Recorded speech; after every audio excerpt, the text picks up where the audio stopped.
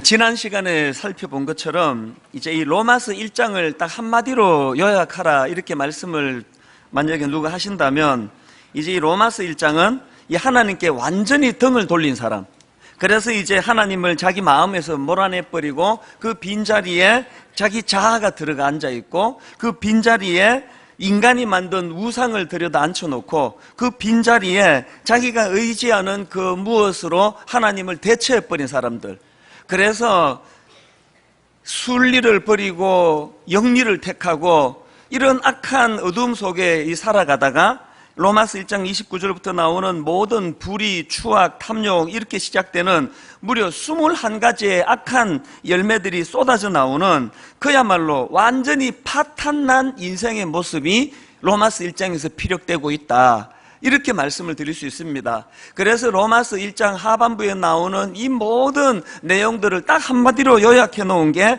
맨 마지막 구절인 1장 32절이다 이렇게 말씀드립니다.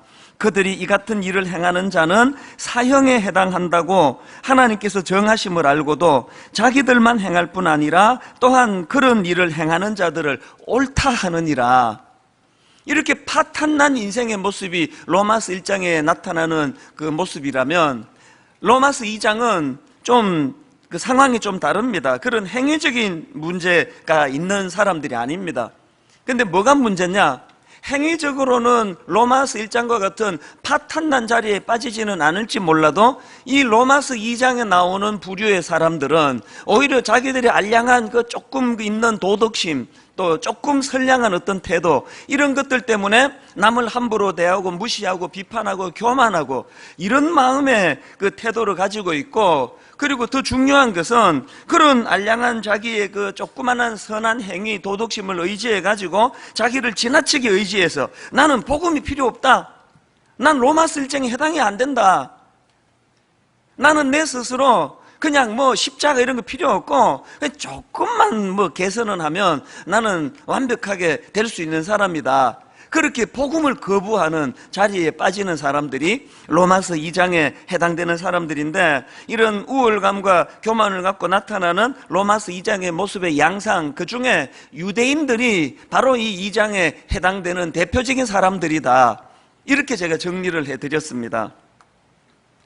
그래서 이제 이 로마서 2장의 전개를 쭉 보면은 벌써 2장 1절의 시작 자체가 그러므로 해서 이제 1장과 2장을 연결하는 접속사로 시작하는 게 뭐겠습니까? 2장에 있는 사람들을 무섭게 질타하면서 하는 이야기가 뭐냐 하니까 너희들이 1장에 그 완전히 파탄난 인간들보다 조금 더 도덕적이고 조금 더 윤리적이고 조금 더 행위가 괜찮다고 해가지고 너희들은 심판을 면할 거라고 생각하면 오해다. 이 그러므로라는 이 접속사로 통해 연결하는 게 뭐냐? 1장에 있는 그 행위가 아주 맛이 간 그런 사람들이나 2장에 조금 행위가 선하지만 그걸 가지고 그냥 교만해져 가지고 우월감에 빠져서 남을 무시하고 복음을 받을 생각을 안 하는 너희들도 똑같이 심판의 대상이다. 이게 2장에서 나오는 말씀의 요지예요. 그래서 이제 이 2장에 보면은 얼마나 그 영적 우월감과 교만에 빠진 그들을 무섭게 질책하는지 모릅니다. 2장 3절을 보십시오. 이런 일을 행하는 자를 판단하고도 같은 일을 행하는 사람아, 내가 하나님의 심판을 피할 줄로 생각하느냐? 그 알량한 너희들의 그 선한 행위 몇 가지, 이걸로는 안 된다. 너희들도 똑같은 심판의 대상이다. 그런 이야기 아닙니까? 또 14장 10절에 보니까 내가 어찌하여 내 형제를 비판하느냐, 어찌하여 내 형제를 업신여기느냐, 우리가 다 하나님의 심판대 앞에 서리라. 제가 지난주에 이제 이 구절을 가지고 인용을 해서 설명을 드리면서 해석을 이렇게 해드렸습니다. 이 구절은 남을 업신여기면서 또 남을 무시하면서 이렇게 비판하는 거는 이게 심판대에 설 만큼 무서운 죄다. 제가 이렇게 설명을 해드렸는데 집에 가서 생각하니까 이게 낌새가 좀 이상하더라고요. 그래서 그 다음날 아침에 제가 새벽에 일찍 일어나가지고 겸손히 이 말씀을 다시 보니까 이게 그런 뜻이 아니에요, 이게. 지난주 그 설명은 다 잊어주세요. 이게 그런 뜻이 아니고요. 네가 그냥 남을 막 무시하는 태도, 업신여김을 태도로 가지고 그렇게 비판하면 그것 때문에 너 심판대에 있는다, 이런 뜻이 아니고, 이 구절은요, 니나 쟤나 일장에 완전히 파탄난 개나 조금 도덕적이라는 너나 누구나 심판을 면할 수 없다. 똑같이 심판을 면할 수 없는 주제에 무슨 남을 비판한다고 하느냐, 이 그런 뜻이더라고요. 제가 월요일 날 새벽에 아찔하더라고요. 이거 어떻게 수습해야 되나. 뭐 우리끼리 그냥 하는 그냥 설교면은 그냥 뭐 식구끼리 미안하다고 하면 되지만 인터넷으로 많은 분들이 설교를 들을 텐데 이걸 어떻게 수습해야 되나. 그래서 사실 뭐 모른 척하고 그냥 지나가자. 아마 대부분이 틀린 걸 잘 모르고 넘어갈 거라 그렇게 하고 제가 가려고 했는데 내 양심이 계속 저를 격동시켜가지고 이거를 내가 사과해야 되겠다 그렇게 이제 생각하고 지금 이제 정정해 드리는 거예요. 지난주 그 설명은 완전히 그 머리에서 지워주시고요. 이게 이제 주일날 새벽에 막 마음은 조급한데 이제 적절한 이제 그 구절을 찾다가 이게 눈에 확 들어와가지고 이걸 깊이 잘 검토 안 하고 인용을 했더니 이렇게 잘못 인용한 거예요. 아마 뭐 예전에도 이렇게 엉터리로 해석한 게 뭐 많았을 거예요. 여러분 다 알지만 이제 눈 감아준 거겠죠? 그래서 제가 앞으로도 여러분이 제가 이렇게 막 잘못 해석을 하면 아이고 저게 또 새벽에 급하게 준비했구나 이렇게 받으시면 됩니다. 어쨌든 이 14장에 나와 있는 이 10절 말씀은요, 우리 모두가 다 뭐 아무리 뭐 좀 존경스러워 보이고 뭐 훌륭해 보이고 뭐 도덕적으로 보이고 저 사람은 법도 없이 살 것 같아, 법 없이 살 것 같아, 그런 사람이라 할지라도 하나님의 심판을 면할 수 없다는 이야기예요. 그런데 누구를 비판하겠느냐. 저는 이 구절을 읽다가요, 예전에 그 어느 책에서 재밌는 이야기를 읽었는데요, 어느 초등학교 교실에서 이제 구구단 시험을 본 거예요. 뭐 1학년인가 봐요. 이 구구단이에요. 8 곱하기 7은 얼마입니까? 뭐 이런 식으로 이제 초등학교 저학년에서 이제 수학 이제 문제를 낸 거예요. 산수 우리로 치면. 여러분 그 8 곱하기 7이 얼마입니까? 56 아닙니까? 근데 A라는 아이는 그 56이 정답인데 54라고 썼고요. B라고 하는 아이는 54가 정답인데 얼토당토하게 47이라고 쓴 거예요. 둘 다 틀린 거 아닙니까? 그래서 선생님이 채점하다가 둘 다 이제 빵점을 준 거예요. 그랬더니 54라고 쓴 그 아이가 문제지를 들고 선생님한테 가서 항의를 하더라는 거예요.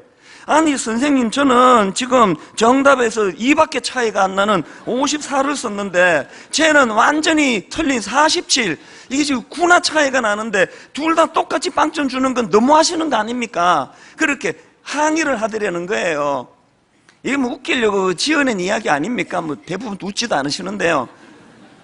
근데 저는 그 이야기가 참 머리에 각인이 됐는 게 뭐냐면, 지금 로마서 2장에 나와 있는 그 유대인들의 모습이 바로 지금 이 시험지 들고 항의하는 그 어린애와 같은 어리석음이라는 거예요. 완전히 하나님의 법도에서 뭐 완전히 벗어났거나 조금 벗어났거나 하나님 앞에서는 그 모두가 다 심판의 대상이라는 거예요. 참 가슴 아픈 건요, 오늘 이 시대에도 교회 안에 난 로마서 2장의 사람이야, 저게 인간이야 저게? 심지어는 교회 안에 있는 사람들끼리 큐티 좀 한다고, 자기가 말이야 성경 좀 읽는다고. 그러면서 새벽교도 나오는 그걸 가지고 우월의식에 빠져가지고 뭐 입만 떼면은 뭐 한국 교회는 이래서 안 돼, 한국 교회는 문제가 많아. 이게 바로 지금 자기는 지금 2밖에 차이가 안 난다고 9 차이 나는 저하고 나하고 같이 취급하시느냐고 항의하는 그 어리석은 아이와 같은 그런 모습이라는 것입니다. 그래서 저는 이 로마서 2장 1절 그런 분들에게 주시는 이 주님의 무서운 경고를 다시 한번 들어보십시오. 그러므로 남을 판단하는 사람아, 누구를 막론하고 내가 핑계하지 못할 것은 남을 판단하는 것으로 내가 너를 정죄함이니 판단하는 내가 같은 일을 행함이라. 저는 이 2장 1절 말씀을 보면서요, 요즘에 그 주일 저녁에 하는 그 개그 콘서트 가는 그 프로가 있지 않습니까? 그 코너에 보니까 도찐, 개찐, 도찐, 개찐 이런 코미디가 있더라고요.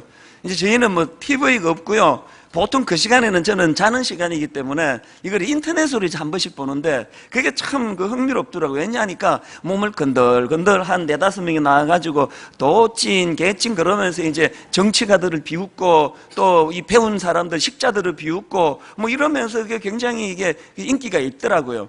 근데 여러분, 제가 그 도찐, 개찐, 이게 다른 말로 하면은 50보, 100보, 뭐, 얘나 쟤나 그런 뜻 아닙니까? 그래서 이제 그걸 가지고 막 정치가를 비웃고 지식인을 비웃가는 그 코미디를 보면서 제가 이 설교를 준비하니까요. 이게 지금 로마서 2장의 유대인들을 비웃는 이야기구나. 도찐, 개찐.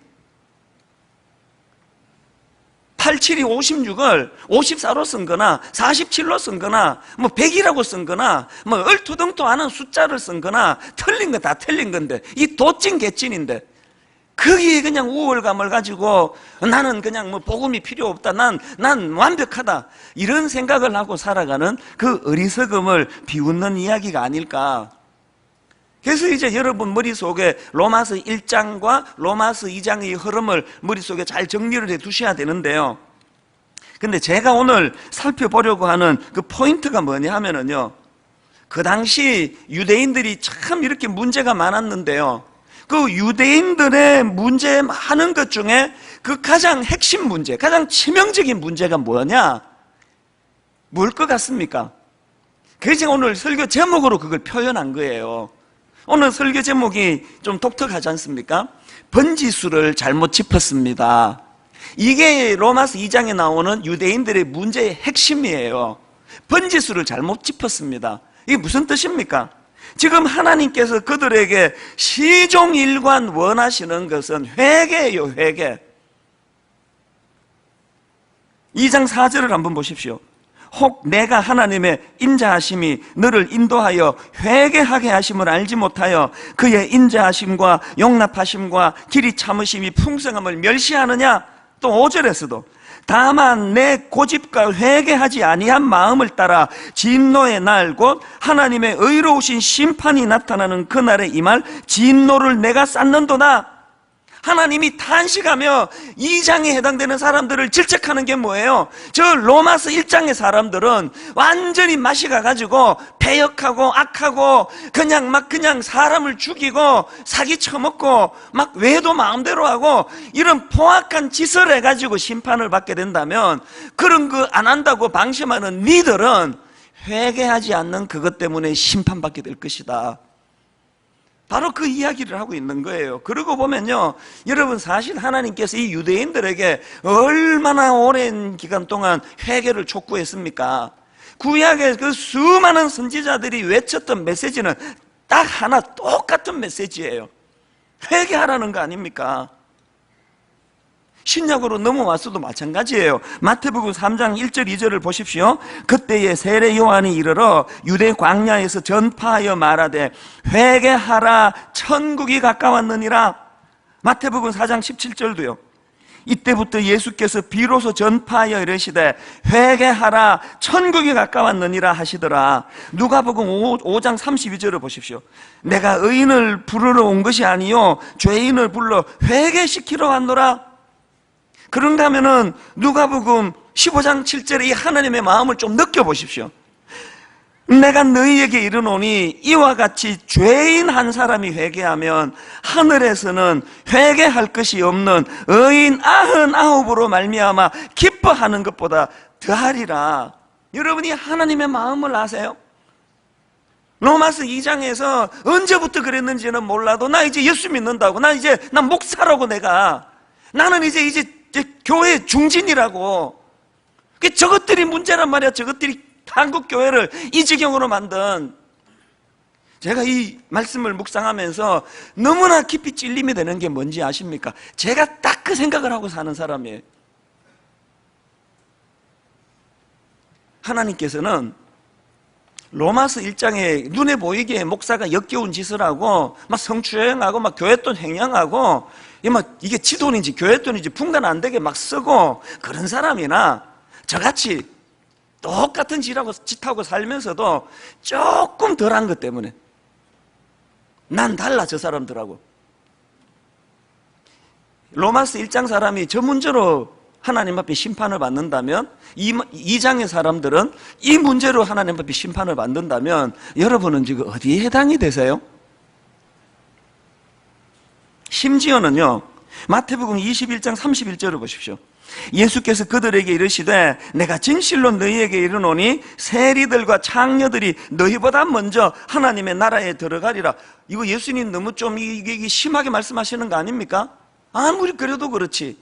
그 당시 이 세리와 창녀라 그러면 이거 인간 말종들인데 어떻게 좀 그 당시 종교 지도자들이 좀 뭐 문제가 있기는 해도, 아니 그 인간 말종들하고 그 종교 지도자들하고 그 인간 말종이 낫다는 이야기를 예수님이 하실 수 있느냐고요. 근데 여러분 이게 참 심각한 게요, 예수님이 이거 열받아가지고 막 홧김에 한 말씀이 아니고 근거를 갖고 하시는 말씀이에요. 바로 그 다음에 나오는 32절을 보십시오.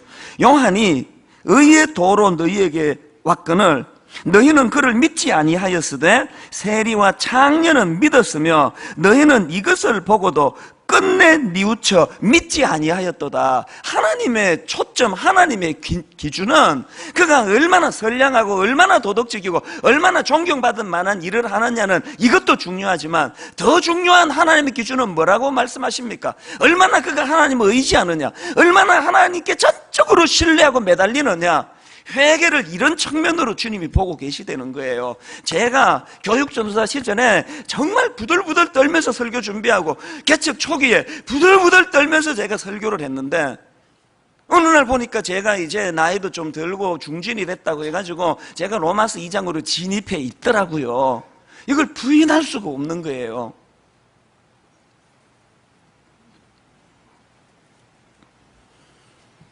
제가 보기에 오늘 여기 예배 드리러 오신 분들 중에는요, 로마서 1장에 해당되는 인간 말종은 없습니다.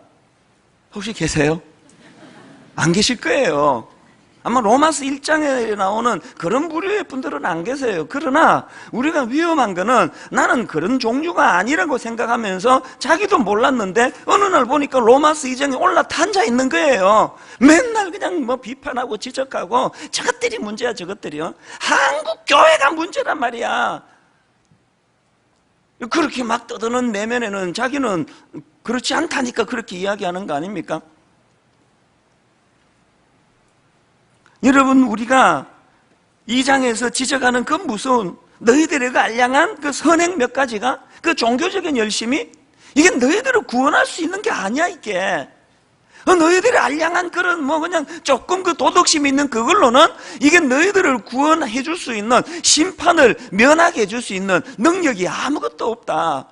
오늘 이 말씀이 저와 여러분에게 진지하게 찔림이 되는 말씀이 되기를 바랍니다.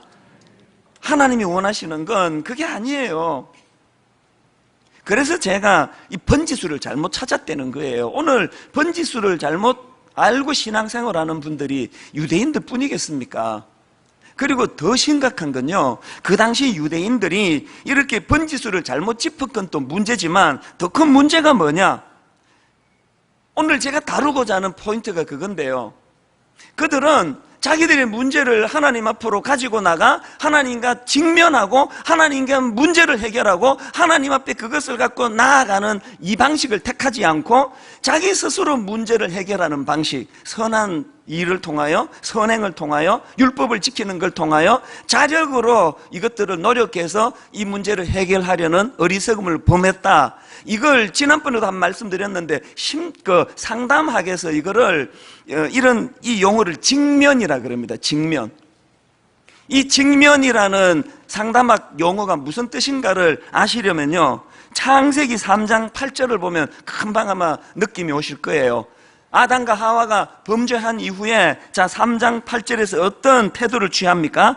그들이 그날 바람이 불 때 동산에 거니시는 여호와 하나님의 소리를 듣고 아담과 그의 아내가 여호와 하나님의 낯을 피하여 동산 나무 사이에 숨은지라. 지금 여러분, 아담과 하와가 하나님께서 거마신 선악과를 따먹었습니다. 자기를 믿고 그 모든 동산의 것들을 주인처럼 다 위임해 줬는데 아담이, 하와가 그 하나님의 약속, 계약을 파기해 버린 거예요.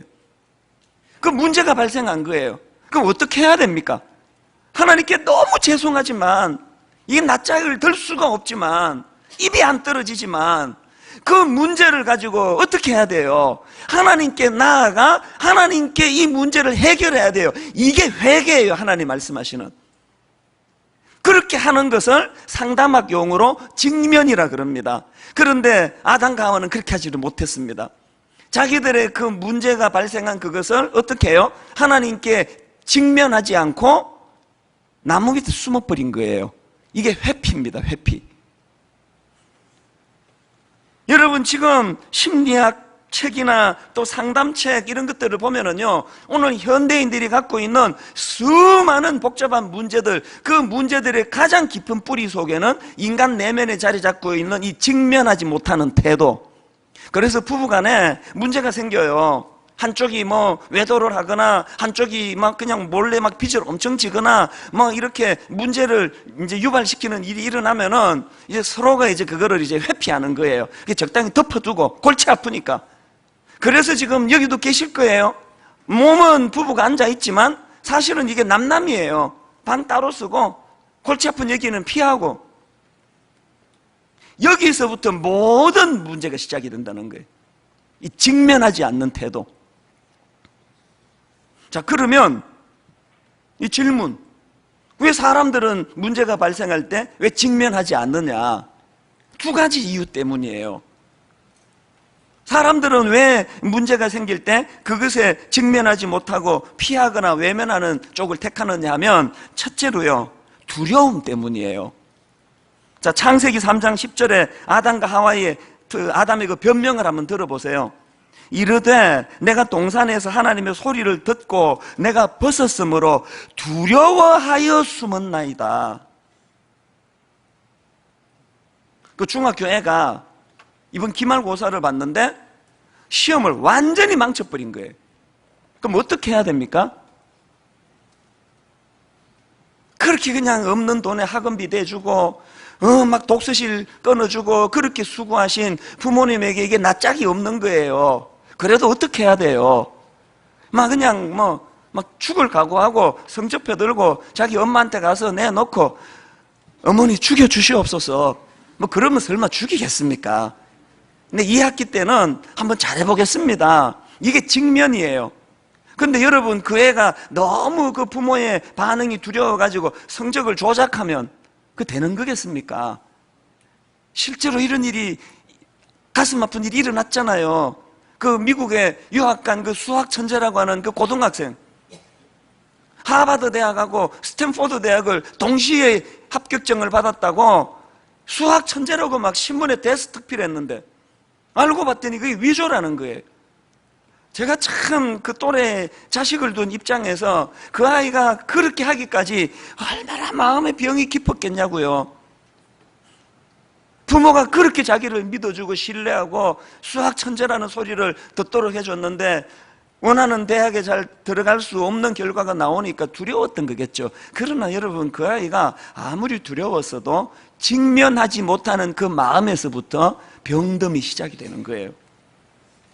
그런가 하면 두 번째로 사람들은 왜 자기 문제에 대해서 직면하지 못하느냐? 여러분, 이 직면에는요, 많은 고통이 동반되기 때문이에요. 사도행전 2장에 보면 베드로가 복음을 가지고 이제 회개를 촉구합니다. 막 무섭게 질타를 해요. 하나님 앞에 직면해라, 그 이야기예요. 그랬더니 그 말씀을 듣던 사람들이 그게 얼마나 그 고통스러웠던지 사도행전 2장 37절을 보세요. 그들이 이 말을 듣고 마음에 찔려 베드로와 그의 사도들에게 물어 이르되 형제여 우리가 어찌할꼬? 여러분이 마음에 찔려라고 할 때 이 찔려라는 단어가 얼마나 강렬한 단어인가 하면은요, 예수님이 십자가에서 그 겪으셨던 일을 묘사하는 요한복음 19장 34절입니다. 그중 한 군인이 창으로 옆구리를 찌르니 곧 피와 물이 나오더라. 지금 십자가상에서 예수님을 창으로 옆구리를 찔렀는데 여기 나오는 이 찌르니, 이게 방금 사도행전 2장 31절에 그들이 그 말을 듣고 마음에 찔려, 여러분 이 단어와 같은 어원이에요. 내가 갖고 있는 이 문제를, 이것을 드러내고 이것을 하나님 앞으로 갖고 나가 직면하는 게 이 정도로 마음이 고통스러운 일이라는 거예요. 그래서 사도행전 7장에 보면은 스데반도 똑같이 베드로와 같이 말씀을 가지고 회개를 촉구하니까 어떻게 합니까? 그들이 사도행전 7장 54절을 보십시오. 그들이 이 말을 듣고 마음에 찔려 그를 향하여 이를 갈거늘 57절 그들이 큰 소리를 지르며 귀를 막고 일제히 그에게 달려들어 성 밖으로 내치고 돌로 칠세 증인들이 옷을 벗어 사울이라 하는 청년의 발 앞에 두니라. 이 직면하는 게 얼마나 고통스러웠던지 그 문제를 지적하는 스데반을 돌로 쳐 죽어버렸습니다. 그래서 오늘 현대인들이 또 크리스찬들 가정에도 너무나 많은 문제들이 있는 거예요. 왜? 두려우니까. 드러내기가 두려우니까, 그리고 고통스러우니까 적당히 얼버무리고 그렇게 살아가는 그 안에서 너무나 많은 이 병적인 일들이 양산이 되고 있는 거 아닙니까? 여러분 그 요즘에 기독교 방송 한번 유심히 들어보세요. 설교하는 목사들이 강단에서 하나님 앞에 회개를 촉구하고 직면해야 된다고 추상같이 꾸짖고 하는 설교는요 100편 들어서 한 편 들을까 말까 해요. 꾸지람 안 합니다. 회개 촉구 설교 안 합니다.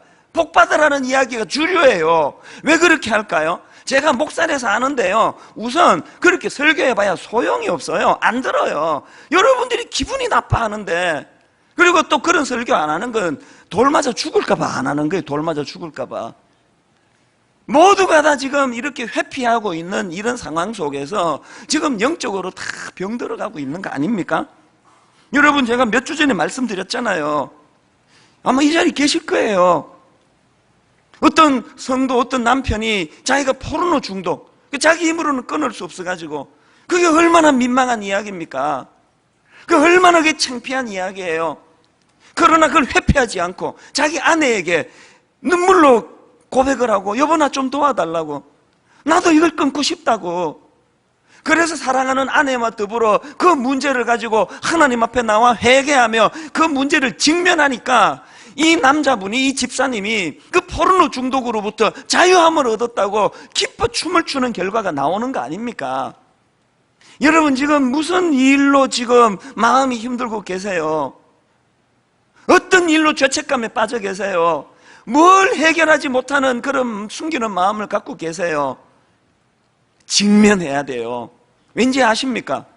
우리가 이것을 드러내고 하나님 앞에 회개하고 직면하는 것도 이게 창으로 옆구리를 찌르는 것 같은 고통이지만요, 그럼에도 이 직면을 해야 되는 것은 이것을 적당히 덮을 때 더 큰 고통이 찾아오는 거예요. 다윗을 한번 보십시오. 다윗이 일시적인 그 성충동을 못 이겨가지고 그 남의 자기 그 충성스러운 신하 우리아의 부인 그 밧세바를 성적으로 죄를 짓지 않습니까? 임신이 됐지 않습니까? 이거 은폐하느라고 그 충성스러운 그 여자 남편을 죽여버리지 않습니까? 그 짓을 저지르고도요 다윗은 직면하지 않았습니다. 1년이 넘을 때까지 그 은폐했습니다. 자기가 왕인데 누가 그걸 문제를 제기하느냐고요. 1년이 넘도록 아무도 제기 못했습니다. 겉보기에 이제 다 해결이 된 것 같아요. 창피도 안 당하고 잘 숨기는 것 같은데 본인 얘기를 한번 들어보세요. 여러분 다윗이 쓴 시편 32편 3절 그 고통을 한번 들어보세요. 내가 입을 열지 아니할 때에 종일 신음함으로 내 뼈가 쇠하였나이다. 개역 성경으로 보니까 내가 토설치 아니할 때에 종일 신음함으로 내 뼈가 쇠하였나이다. 오늘 여기 뼈가 쇠하여 가는 분 안 계세요? 안 들켰는데? 저 같은 목회자들은요 막 이렇게 해서는 안 되는 짓을 하다가 안 들켰다고 해가지고 이게 대수가 아니에요. 안 들키면 뼈가 쇠해요. 뼈가. 제가 성경 잘못 한 구절 해석 잘못해가지고 그렇게 인용 잘못한 이것도요 사실 이걸 내가 밝힐까 말까 그러면 그냥 모르고 넘어가면 다 모를 텐데 새삼 이걸 끄집어낼 필요가 있나? 이것도 용기가 필요하다. 이것도. 그러나 여러분 제가 이걸 직면하지 않고 은폐하느라고 그냥 막 얼렁뚱땅 갖다 붙이고 원래 뜻은 그렇지만 또 이렇게도 해석이 된다고 막 갖다 붙이고 이렇게 하면서 이게 더 문제가 심각해지는 거예요. 그냥 아까 그냥 툭 내뱉고 나니까 다 해결이 된 거 아닙니까? 혹시 여러분 중에 저렇게 실력 없는 목사에서 교회를 옮겨야 되겠다, 또 그런 분 계세요? 안 계실걸요?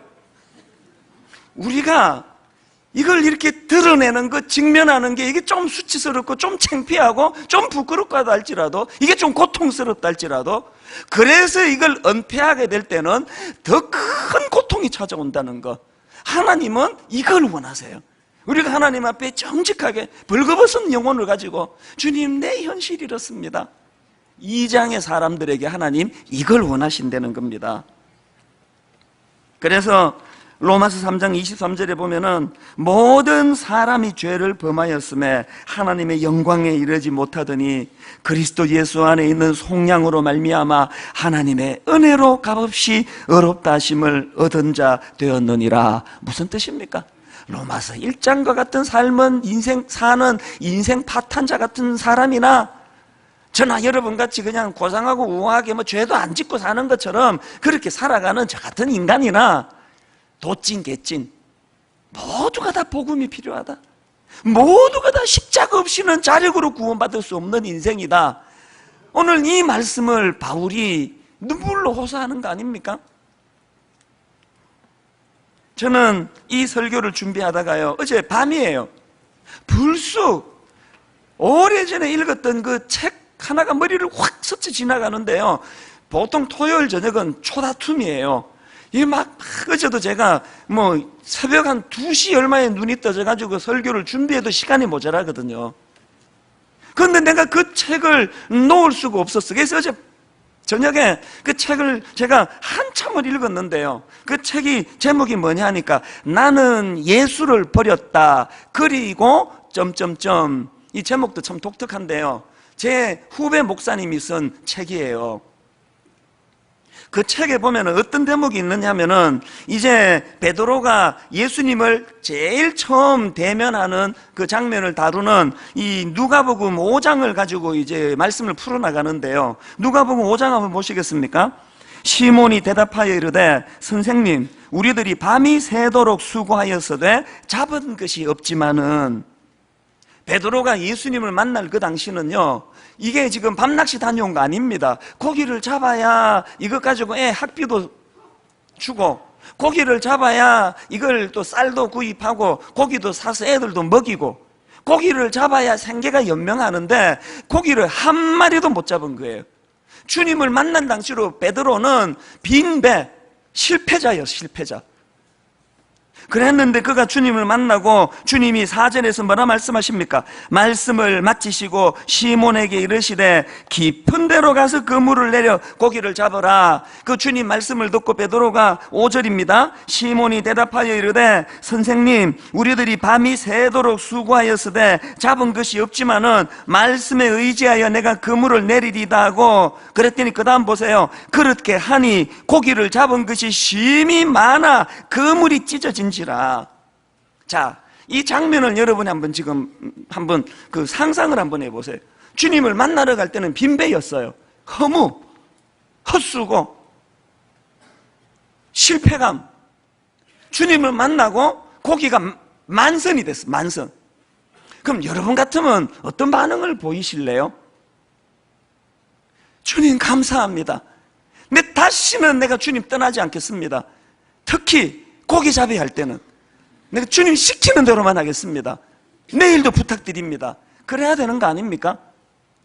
그런데 베드로의 반응이 너무 이상하다는 거예요. 8절을 한번 보세요. 8절. 시몬 베드로가 이를 보고 예수의 무릎 아래에 엎드려 이르되 주여 나를 떠나소서, 나는 죄인이로소이다 하니, 이게 웬 뜬금없는 이야기예요. 빈배로 허망한 허전한 마음으로 주님을 만났는데, 놀라운 예수 그리스도를 만나가지고 만선에 지금 고기 꽉 찬 배를 만났는데, 이게 무슨 문맥에 안 맞는 이야기예요. 주여 나를 떠나라니, 나는 죄인이로소이다. 제가 여러분 왜 어젯밤에 그 책이 떠올랐는지 아십니까?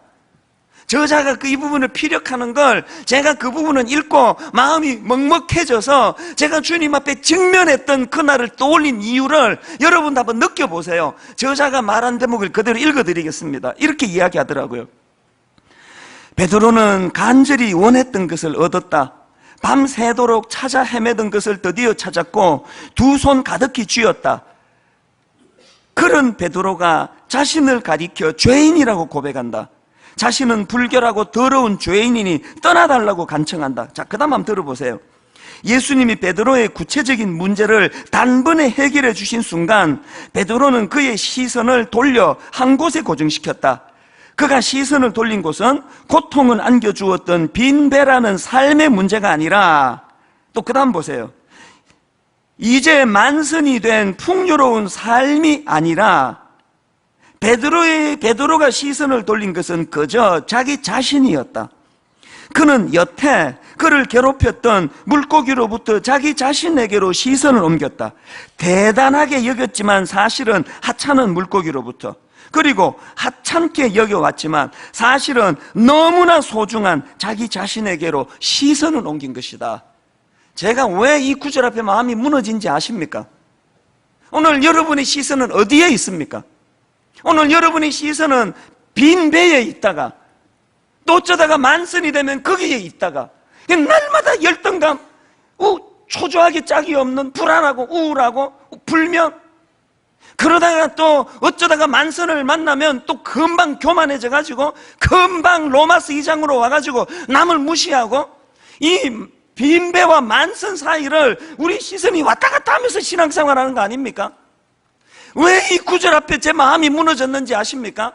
왜 베드로가 빈배로 간 자기를 주님이 만선으로 인도해 주시는 걸 보고 나를 떠나달라고 이렇게 이야기를 했습니까? 왜 나는 죄인이라고 고백했습니까?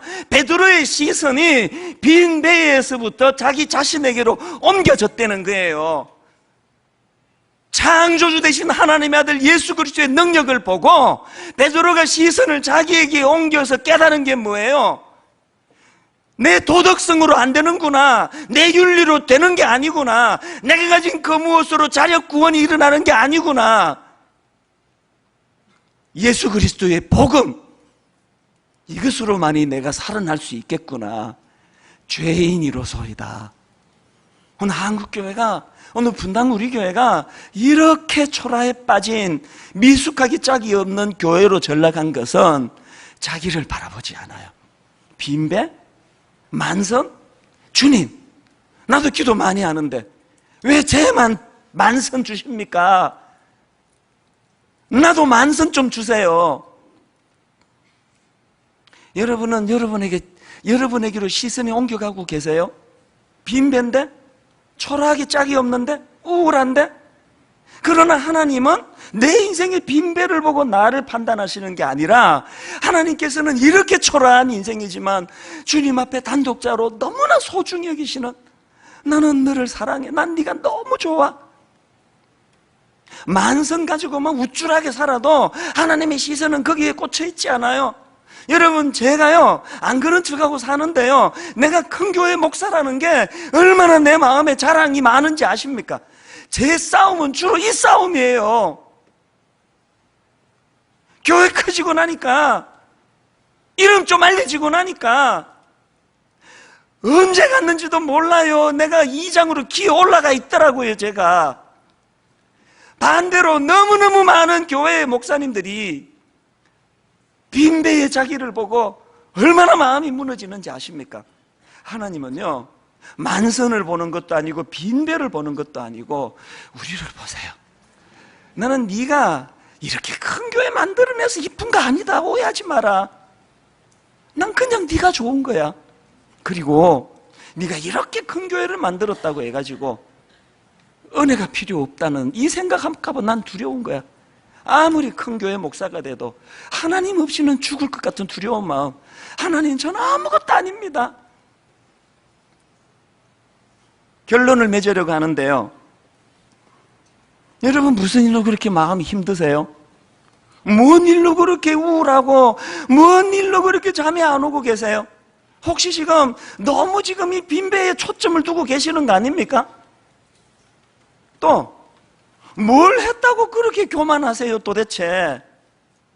그럼 뭘 했다고 그렇게 로마서 2장으로 올라가 가지고 그러십니까? 우리가 가져야 될 시선은 빈배도 아니고 만선도 아니고 하나님 앞에 십자가 자격 없는 나를 구원해 주신 그 은혜, 이 구원의 감격, 그래서 날마다 고백해야 되는 거, 주님, 내게는 복음이 필요합니다. 주님, 나는 십자가 없이는 살 수가 없습니다. 오늘 결론은 이 찬양으로 드리기를 원하는데요. 그 이름 비길 데가 어디 있나? 잴 수도 없고 셀 수도 없는 귀하신 이름, 놀라우신 이름, 참되신 이름, 우리 주 예수. 비록 빈배 같은 초라한 인생이지만, 열등감이 얼마나 많은지 참 우울하게 짝이 없는 인생이지만, 그러나 그럼에도 불구하고 주 예수 이름 내가 생각하면 내 마음속에 기쁨 넘치네. 이렇게 보잘것없는 빈배를 보지 아니하시고 내 영혼을 바라보시는 그 주님 앞에 나는 초라한 인생이 아닙니다. 우리 가사를 생각하시면서 이 찬양 오늘 설교와 더불어 이렇게 부르면 좋겠습니다. 그 이름 비길 데가 어디 있나? 이름 비길 데가 어디 있나? 잴 수도 없고 셀 수도 없는 귀하신 이름, 놀라우신 이름. 여러분, 그 이름, 참되신 이름, 우리 주 예수. 비록 나는 초라하고 보잘것없지만 주 예수 이름 내가 생각할 때 내 마음 속에 기쁨 넘치네. 우리의 소망 구원 되시는 주.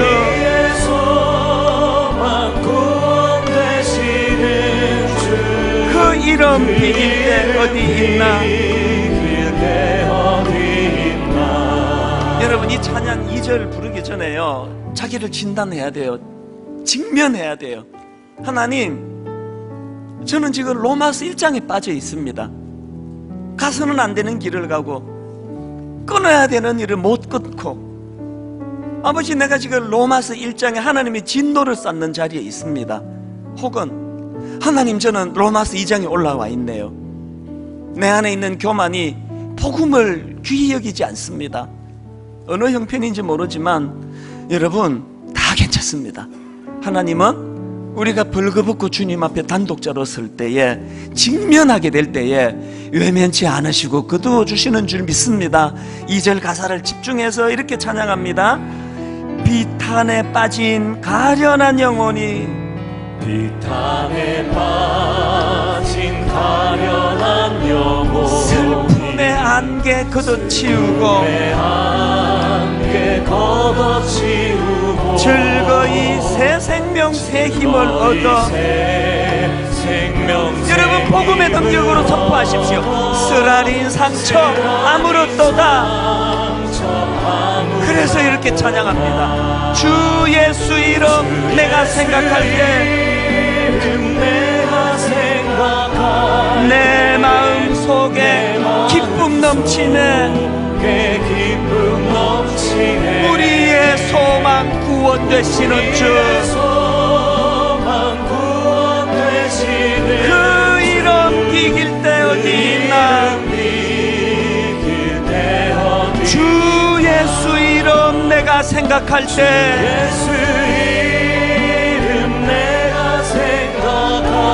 내 마음 속에 기쁨 넘치네.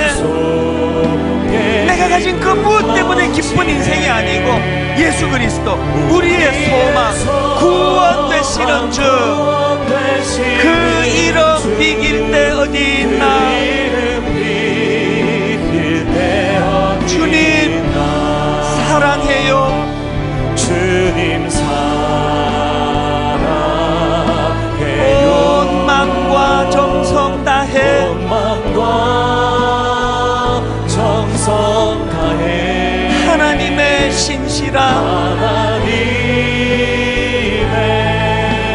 친구 되기 원합니다. 친구 되기 다시 한번 원합니다. 주님 사랑해요. 주님 사랑해요. 비록 내가 로마서 1장 타락의 상태에 빠져 있다 할지라도 온 마음과 정성 다해 하나님의 신실한 하나님의 되기 원합니다. 제자 되기 우리 다 자리에서 일어나셔서 나 무엇과도 주님을 바꾸지 않으리. 또 주님을 바꾸지 않으리. 다른 어떤 은혜 구하지 않으리. 다른 어떤 은혜 구하지 않으리. 오직 주님만이 내 삶의 도움이시니 내 삶의 도움이시니 주의 얼굴 보기 원합니다. 얼굴 보기 나는 빈배에 집중하는 인생이 아닙니다. 주님 사랑해요. 주님 온 마음과 정성 다해. 온 마음과 나는 내 만선에 집중하는 인생이 아닙니다. 하나님의 신실한 하나님의 친구 되기 원합니다. 여러분 우리 마지막으로 다 눈을 감으시고 한 번 더 이렇게 노래합니다. 주님 사랑해요. 내가 가진 그 무엇으로서가 아니라 온 마음과 정성 다해 하나님의 신실한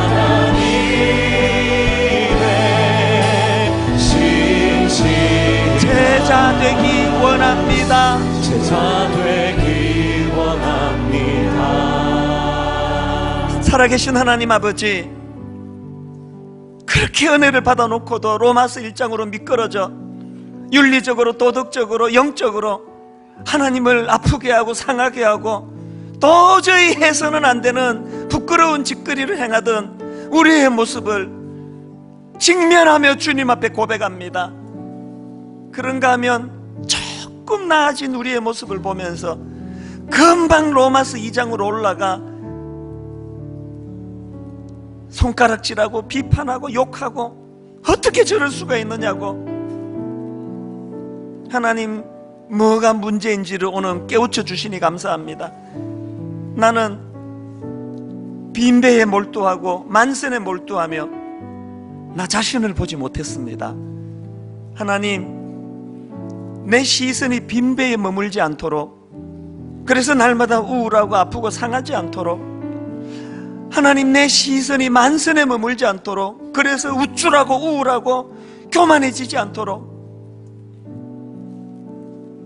어떤 형편에 처해 있던 주님 상관없이 단독자로 벌거벗은 몸으로 주님 앞에 설 때 외면치 아니하시고 십자가 복음으로 나를 보듬어 주시는 그 은혜를 누리는 저희들 되게 하여 주시옵소서. 오늘 마음이 상한 주의 자녀가 있다면 못자국 난 주님의 십자가 복음의 그 사랑으로 보듬어 주시고 눈물을 닦아 주시고 괜찮다 내 딸아 내 아들아, 교만한 자리에 올라가 일시적으로 유대인의 모습을 하고 살아간 성도가 있다면 주님 극한 사랑의 눈빛으로 어서 내려오너라.